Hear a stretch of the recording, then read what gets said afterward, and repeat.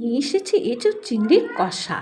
এটা আমার ঠাকুমার হাতের। প্রথমেই তো আমি কড়া বসিয়ে তেল দিয়ে দিলাম, একে একে শুকনো লঙ্কা, দারুচিনি সব ফোড়ন দিয়ে দিয়েছি, মৌরি দিয়েছি লাস্টে। এর মধ্যে দিয়েছিলাম রসুন বাটা, আদা বাটা আর পেঁয়াজ বাটা। ভালো করে কষিয়ে নিতে হবে এটাকে। তারপরে কিছুটা পরিমাণ কাঁচা পাকা লঙ্কা এর মধ্যে বেটে দিয়েছি। ভালো করে কষিয়ে নিয়ে তার মধ্যে কিছুটা টমেটো কুচি দিয়ে দিলাম। এবার চিংড়ি মাছগুলোকে দিয়ে ভালো করে ভেজে নেব।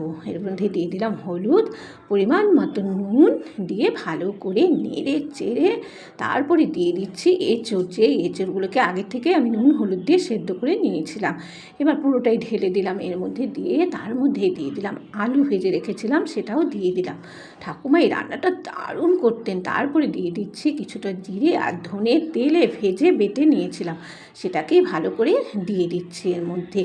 দেখেছো কত সুন্দর কালার এসেছে। পরিমাণ মতন চিনি দিয়ে দিলাম। এরপরে এর মধ্যে দিয়ে দিলাম পেঁয়াজ ভেজে বেটে রেখেছিলাম, সেটাকেও এর মধ্যে দিয়ে এর মধ্যে একটু মিট মশলাও যোগ করে দিলাম। এতে দারুণ হবে, আরও দারুণ হবে।